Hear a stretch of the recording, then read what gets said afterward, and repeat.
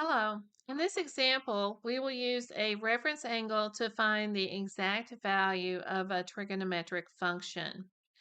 And so we're going to look at a couple of these. First of all, we're going to look at finding the cosine of 135. And this is the exact value, not typing cosine of 135 in your calculator and getting a decimal approximation. So if you look at the diagram, 135 degrees is measured counterclockwise.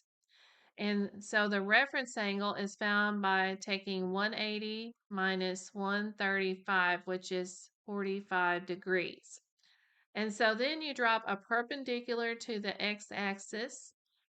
And so a right triangle with an angle of 45, the side opposite the 45 is 1.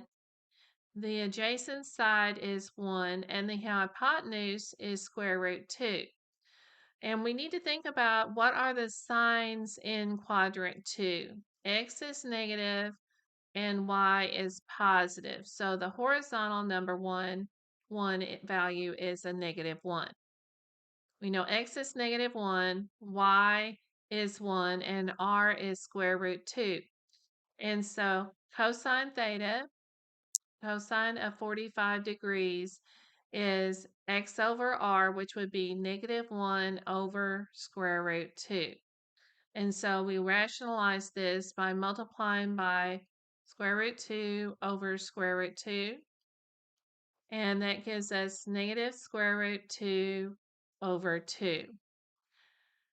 And so that is the exact value of the cosine of 135.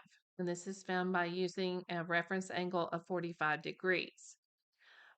Let's look at part B. We want to find the tangent of 600.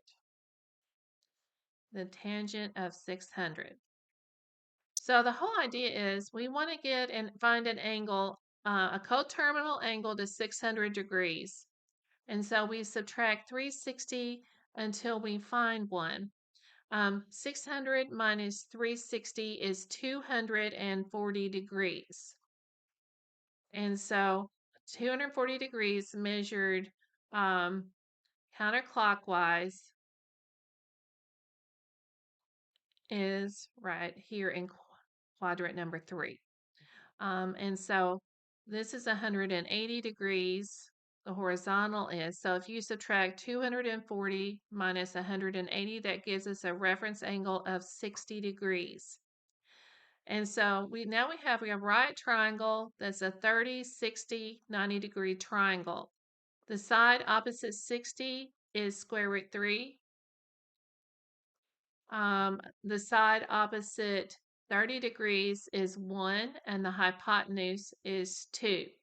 Now, since we're in quadrant number 3, x and y are both negative in quadrant 3. So that means that x is negative 1 and y is negative square root 3.